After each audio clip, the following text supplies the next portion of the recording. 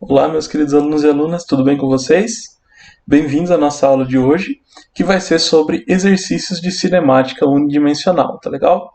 Então, a ideia da nossa aula hoje é resolver alguns exercícios que eu selecionei aqui sobre movimento retilíneo uniforme e movimento retilíneo uniformemente variado, tá legal?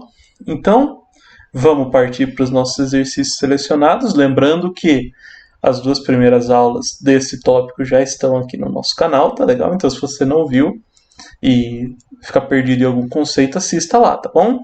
Então, o exercício número 1 é o seguinte, é da Unimap. Uma lancha de salvamento, patrulhando a costa marítima com velocidade de 20 km por hora, recebe um chamado de socorro. Verifica-se que, em 10 segundos, a lancha atinge a velocidade de 128 km por hora. Qual foi a aceleração média da lancha? Bom, gente, então esse exercício é um clássico exercício de movimento uniformemente variado, né? Porque tem aceleração. É claro que a gente sabe que tem aceleração porque ele pede no exercício qual é essa aceleração. Mas se ele pedisse outra grandeza, a gente também saberia que tem aceleração porque a velocidade do corpo muda de 20 para 128. Então, aqui é um simples caso de aplicar a fórmula. Então, a aceleração é a variação da velocidade pelo tempo. Então, a variação de velocidade eu escrevo como velocidade final menos velocidade inicial. Substituindo os valores que a gente tem no exercício, velocidade final é 128 e a velocidade inicial é 20. Então, fazendo essa continha, 128 menos 20 dá 108 km por hora. Agora, a gente só teria que colocar esse 108 aqui na fórmula e o 10 também na fórmula. Só que, se a gente colocar do jeito que está aqui, notem que eu tenho unidades diferentes. Aqui eu tenho quilômetros por hora para a velocidade e o tempo está em segundos. Então, eu não vou ter uma aceleração com uma unidade correta. Se eu colocar do jeito que está aqui agora, vai dar errado o exercício. Então, eu tenho que converter esse quilômetros por hora para a unidade do sistema internacional, que é metros por segundo. Como é que eu faço isso? Eu pego o resultado e divido por 3,6. Então, 108 dividido por 3,6 me dá uma velocidade de 30 metros por segundo. Agora sim, eu tenho metros por segundo na velocidade e segundo no tempo. Então é só substituir na formulinha ΔV por ΔT. Se eu fizer isso, o ΔV é 30, o ΔT é 10, então a aceleração é simplesmente 3 metros por segundo ao quadrado. Tá legal? Exercício resolvido. Vamos para o próximo. O próximo já é da VUNESP, né? Do vestibular aí da Unesp. Então, um veículo está rodando a uma velocidade de 36 km por hora numa estrada reta e horizontal. Quando o motorista aciona o freio, se ele aciona o freio, quer dizer que a velocidade dele vai mudar. Então, de novo, é um problema com aceleração, tá bom? Supondo que a velocidade do veículo se reduz uniformemente à razão de 4 metros por segundo a cada segundo, a partir do momento em que o freio é acionado, determine o tempo decorrido entre o instante de acionamento do freio e o instante em que o veículo para. Bom, vamos fazer o A, depois a gente vê o B. Então tem duas informações importantes aqui, 3 na verdade, né? A velocidade inicial dele, que eu vou colocar aqui, V0 é 36 km por hora. Já vou tomar o cuidado de converter isso aqui para metros por segundo. Então eu vou dividir por 3,6 de novo e vai me dar uma velocidade inicial de 10 metros por segundo. Tá legal? O que a gente sabe também? Sabemos que a aceleração é menos 4 metros por segundo ao quadrado. Por quê? Não sei. Porque, supondo que a velocidade do veículo se reduz uniformemente à razão de 4 metros por segundo a cada segundo. Então, isso é 4 metros por segundo ao quadrado. E aí a outra informação que está aqui no item A é que o veículo ele para. Então, a velocidade final do veículo é 0, porque ele está parado, tá legal? E aí ele pede quanto tempo isso demora para acontecer. Então, pessoal, nesse item aqui, a gente pode usar de novo a nossa definição de aceleração. Só que dessa vez a gente sabe quem é o A, sabe quem é o ΔV e não sabe quem é o ΔT, que a gente vai ter que descobrir. Então, isso fica muito fácil. No lugar do A eu coloquei menos 4. No ΔV eu coloquei velocidade final, que é 0, menos velocidade inicial, que é 10. Notem que os dois lados vão ficar negativos, né? Vou ficar com menos 4 aqui e menos 10 aqui. E aí eu já posso fazer a regra de sinal, eliminar o menos com menos. E eu fico que 4 é igual a 10 dividido por ΔT. Se eu simplesmente mudar o ΔT e o 4 de lugar aqui, né? Seria, na verdade, passar o ΔT multiplicando e depois passar o 4 dividindo. O que a gente vai ter aqui, ΔT é 10 dividido por 4, que dá 2 segundos e meio. Então o carro demora 2 segundos e meio para parar, tá legal? Exercício A resolvido, bem tranquilo, né, gente? Para resolver o item B, que pede o seguinte: a distância percorrida pelo veículo nesse espaço de tempo, a gente com certeza podia usar a equação horária, porque agora a gente tem o tempo. Aí você escreveria, né, que x é igual a x0 mais v0t mais meio de at quadrado sobre 2. A equação do sorvetão lá. Mas, daria certo, daria. Só que o problema é, vamos supor que eu tivesse feito essa conta errada aqui. Vamos supor que eu tivesse dividido 10 por 4 de maneira errada e tivesse dado 2, em vez de 2,5. Aí você erra no item A e no item B, porque você está carregando o seu erro adiante. Dá para resolver esse item B de uma outra forma, só usando as informações iniciais do exercício. E é usando a nossa equação de Torricelli. Então, se vocês olharem bem, aqui a gente tem velocidade inicial, aceleração e espaço. Então não precisa do tempo para resolver esse exercício B. Então, simplesmente aqui, no lugar do V, eu vou colocar 0. No lugar do V0, menos 10. E no lugar do A, menos 4. Da forma como eu tenho aqui em cima. Beleza, pessoal. Resolvendo aqui, então, 0 ao quadrado é 0 mesmo. 10 ao quadrado é 100. 2 vezes menos 4 vai dar menos 8. E o ΔX eu deixo aqui como veio ao mundo. Então, eu só tenho que pegar esse menos 8x e mudar ele para o outro lado. Então, vai ficar mais 8x, né? Que é igual a 100. Então, x é simplesmente 100 dividido por 8, que vai dar 12,5 metros, tá legal? Então, essa é a distância percorrida nesse intervalo de tempo. Se eu tivesse usado a equação horária, teria que dar a mesma coisa, tá, gente? Mas, para evitar carregar esses erros, a gente usa a Torricelli. Bom, o exercício 3 também é bem simples. Ó. Um carro desloca-se a 108 km por hora quando o motorista avista um obstáculo 100 metros à sua frente. Ele aciona os freios e para a 10 metros do obstáculo. Determine o módulo da aceleração imprimida pelos freios. Ok, pessoal, então como eu disse, é um exercício bem simples, mas ele tem uma pegadinha aqui. O motorista, ele avista o objeto e o objeto está a 100 metros da sua frente. E ele para a 10 metros desse obstáculo.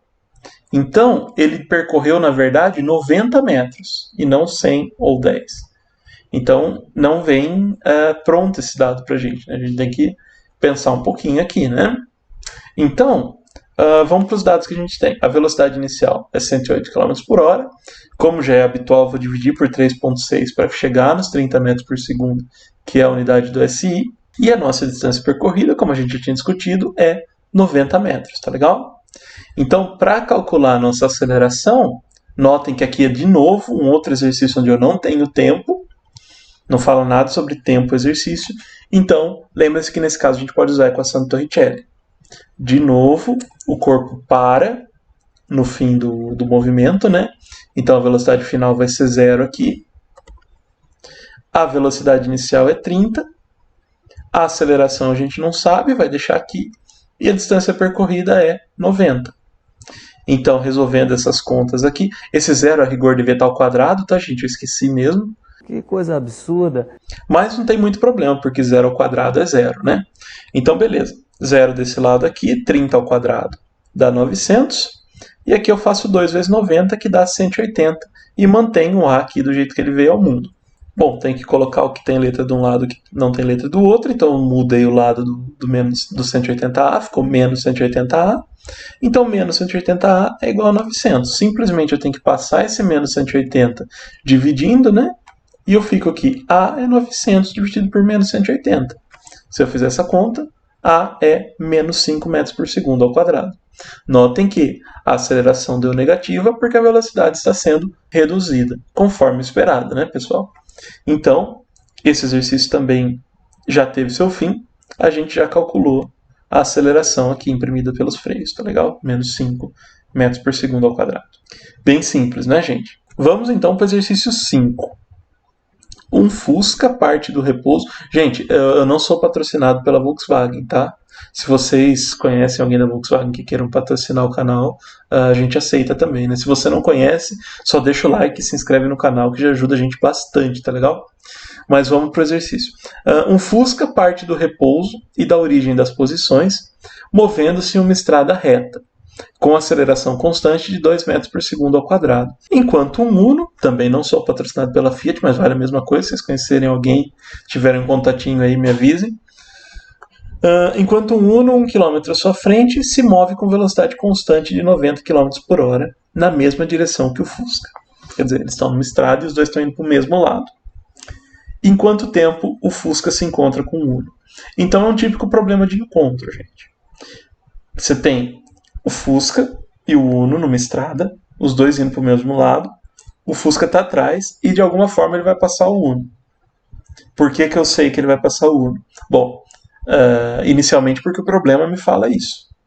Ou, se ele não for encontrar com o Uno, a gente também consegue tirar usando os próprios dados do problema. Eu já vou mostrar como, tá?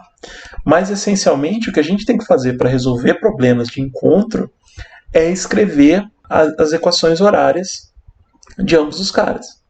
Então, vamos pegar os dados que o exercício nos dá e escrever a função horária do Fusca e a função horária do Uno. Então, para o Fusca, vamos começar para esse cara. A velocidade inicial dele é 0, por quê? Porque ele parte do repouso. E a distância, o espaço inicial dele é 0, porque ele parte da origem das posições. E ele tem uma aceleração de 2 metros por segundo ao quadrado, porque está informado aqui no exercício. Então, com esses 3 dados, a gente consegue montar as equações horárias dele. Vamos ter o sorvetão aqui, e o V igual a V0 mais AT. Vamos partir por sorvetão. No lugar do x0 eu coloco 0, no lugar do v0 eu coloco 0, no lugar do a eu coloco 2.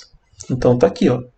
Esse cara vai dar 0, esse segundo termo dá 0, e no terceiro termo eu vou ficar com 2 dividido por 2, e aí se eu simplificar essa equação aqui, nos sobra simplesmente um x do Fusca, esse f aqui significa do Fusca, igual a t ao quadrado, tá legal? Se eu escrever a equação para velocidade, eu vou ter o seguinte. Meu V0 vale 0 e o A vale 2.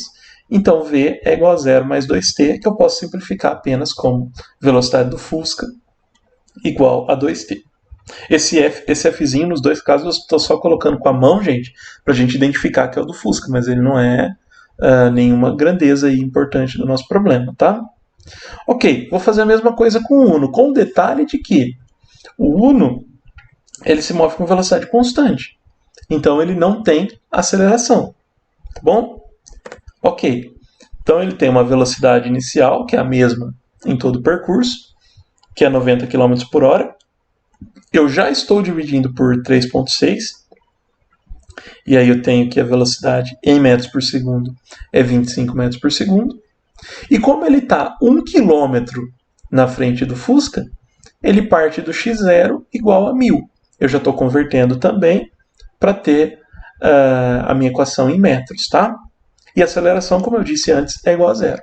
Então, nesse caso, eu só tenho uma equação horária, que é do sorvete, e eu simplesmente substituo o x0 por 1000 e o v0 por 25. Então, o x, ou a posição do Uno, é 1000 mais 25t. Tá legal? Ok, então eu tenho as equações horárias, eu vou deixar elas aqui no cantinho pra gente, ó, as duas que a gente tirou para o Fusca e aquela que a gente tirou para o Uno. E agora, para resolver um problema de encontro, o que você precisa para duas coisas se encontrarem? Precisa que elas estejam no mesmo lugar ao mesmo tempo.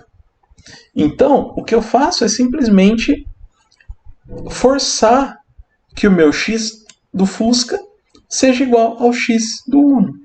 Porque o x não representa a posição desses caras nessa estrada. Então, quando essas posições forem iguais, é o lugar onde eles vão se encontrar. Tá legal? Então, simplesmente desse lado aqui, eu vou substituir o x do Fusca por t quadrado, e no lugar do x do Uno, eu vou colocar 1000 mais 25t. Então, ó, eu fico com uma equação em t, uma equação de segundo grau, que em tese a gente sabe resolver, né, gente? A gente passa tudo para um lado, e aí a gente tem que t quadrado menos 25t menos 1000 é igual a zero. Dá para resolver usando a nossa fórmula de Bhaskara, né? Para não estender muito, eu vou colocar os resultados diretos aqui para o t, tá? E a gente vai ver uma coisa muito interessante. Bom, então, o T1 vale 46,5 segundos e o T2 vale menos 21,5 segundos. Esse T2 a gente pode jogar fora de cara. Por quê? Em física a gente não trabalha com tempo negativo, tá legal, gente? Tem raríssimas exceções e essa não é uma delas. Então, problemas de encontro, se você tiver o tempo negativo, significa que esse tempo pode ser descartado. Lembrem que dessa equação aqui, poderia ter saído um T1 negativo também. Se fosse contra os números, evidentemente, né? Aí seria aquele caso que eu comentei, que o encontro não acontece. Então, se você chegar num problema de encontro e os dois T's, porque geralmente você vai ter uma equação de segundo grau, né? Mas aí, se os dois T's forem negativos, aí quer dizer que o encontro não acontece, tá legal? Mas não é o nosso caso, a gente felizmente tem um T1 positivo, que é exatamente a resposta do exercício, né? Então o Fusca demora 46,5 segundos para chegar na posição que o Uno está. No item B, o exercício pede qual a velocidade do Fusca quando isso ocorre. Bom, então para saber a velocidade, a gente simplesmente tem que usar a equação horária da velocidade. Por quê? Porque ela nos dá a velocidade do Fusca em qualquer tempo que eu queira. E que tempo que eu quero? O tempo do encontro. Então, no lugar desse t, eu vou substituir 46,5. Ok. Então, a velocidade do Fusca é 2 vezes t. A velocidade do Fusca é 2 vezes 46,5. Se eu faço essa conta, eu tiro que a velocidade do Fusca é 93 metros por segundo. Tá legal? Agora, se eu quiser saber essa velocidade em quilômetros por hora, agora eu tenho que multiplicar por 3,6, né? Se de quilômetros por hora para metros por segundo eu dividia por 3,6, de metros por segundo para quilômetros por hora eu tenho que multiplicar por 3,6. Então, se eu faço essa conta, eu tiro que o nosso Fusca estava a 334,8 km por hora. Embora seja um resultado correto, porque a gente não errou nenhuma conta aí no meio, eu espero, ele não é muito realista, né? Porque nada contra o Fusca, mas um Fusca não chega a 334,8 km por hora nem em sonho. Esse problema ele vem do seguinte, ele vem do fato de você trabalhar com aceleração constante. Quando você trabalha com aceleração constante, sua velocidade aumenta muito rápido. A velocidade do Fusca, teoricamente, nunca iria parar de aumentar nesse problema. Se eu coloco uma distância maior aqui, uma distância de 10 km, ia dar uma velocidade ainda mais absurda para o nosso Fusca. Então, embora o problema esteja certo, ele levou a gente a um resultado não realista, porque essa condição de que ele mantém a aceleração constante de 2 metros por segundo ao quadrado, ela não é uma condição realista no nosso dia a dia, tá legal? Então, para tornar esse exercício um pouco mais realista, eu vou deixar como um desafio aqui para vocês, que é o seguinte: repita o exercício número 5, mas com a seguinte condição. Quando o Fusca atinge 108 km por hora, ele para de acelerar e passa a se mover com velocidade constante. Que é basicamente o que acontece com os carros, né, gente? Se você está numa estrada, você não vai acelerar indefinidamente. Chega uma hora que você não consegue mais acelerar o seu carro. Chega uma hora que no máximo que você vai conseguir é manter uma velocidade constante. E nem deve acelerar muito, né, gente? Até porque 108 km por hora já é um limite até um pouco acima da maioria das estradas aqui no Brasil, pelo menos, mas vamos manter esse limite para a conta ficar redonda, tá? Então tentem fazer com esse desafio aqui. É um desafio, mas também não é tão difícil assim. Lembra que o Fusca vai ter 2 momentos. No primeiro momento ele vai ter um movimento retilíneo uniformemente variado, e quando ele chega a 108 km por hora ele vai passar para um momento retilíneo uniforme. Então as equações dele em algum momento vão mudar. Tá legal? Essa é a dica aí para resolver o exercício. Se vocês tiverem alguma dúvida, vocês podem me contactar através das redes sociais da Muito Saber. Não se esqueçam de deixar o like, se inscrever no nosso canal, ou se vocês preferirem, arrumem uma parceria pra gente com a Volkswagen, tá? Ou com a Fiat. Pessoal, a maioria de vocês deve ter percebido que a gente pulou do exercício 3 direto para o exercício 5, né? Eu até tinha gravado o exercício número 4 para vocês, que era um exercício de gráficos e tipos de movimento. Mas como a gente não abordou esses tipos de movimento, eu resolvi deixar isso para uma quarta aula que a gente vai ter no curso, que não estava inicialmente prevista, né? Que a gente vai abordar esse tipo de exercício de tipos de movimento.